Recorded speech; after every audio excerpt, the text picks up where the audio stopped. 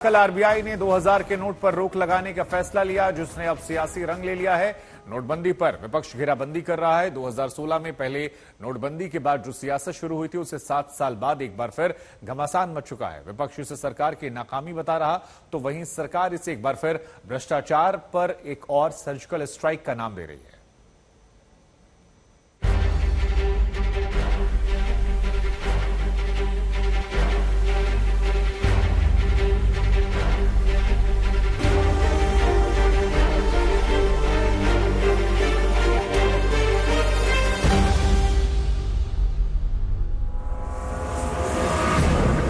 नवंबर 2016 में जिस 2000 के नोट की शुरुआत देश में हुई, अब आरबीआई ने उन नोटों को वापस लेने का फैसला किया है और इस ऐलान ने नई सियासत को हवा दे दी है। क्योंकि इस फैसले के बाद विरोधी तमाम सवाल उठा रहे हैं, नोटबंदी की तरह ही इस फैसले को भी मोदी सरकार का गलत कदम बता रहे हैं। विपक्षी दलों का सवाल है कि आखिर अचानक 2000 के नोट वापस लेने का फैसला क्यों लिया गया? 2000 का नोट लाते वक्त किए गए भ्रष्टाचार पर प्रहार के वादे का क्या हुआ?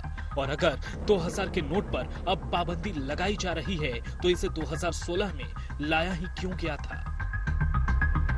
सवाल और भी हैं और विपक्षी नेता अपने सियासी एजेंडे के हिसाब से इसे मुद्दा बना रहे हैं। 2000 की नोटबंदी के फैसले पर सवाल उठा रहे हैं।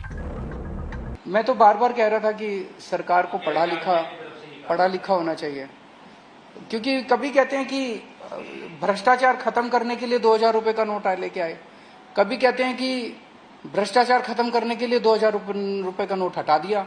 तो मतलब कुछ समझ नहीं आ रहा कि सरकार कर क्या, पूरा देश को लाइनों में लगाए रखते हैं पूरा दिन।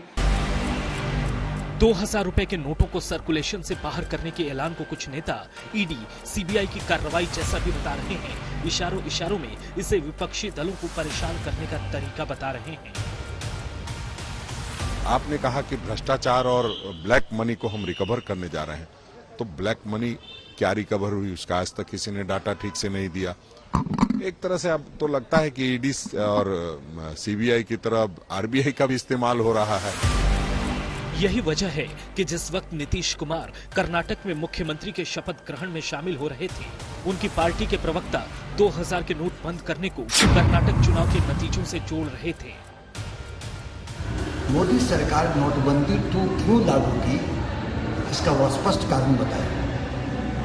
कोई कारण नहीं है। कर्नाटक के हार की बौखलाहट और जनता का भाजपा के कुशासन, महंगाई, बेरोजगारी, जुमलेबाजी से जनता का ध्यान हटाने के लिए इस तरह के वो हरकत करती है ताकि जनता का ध्यान हट जाए।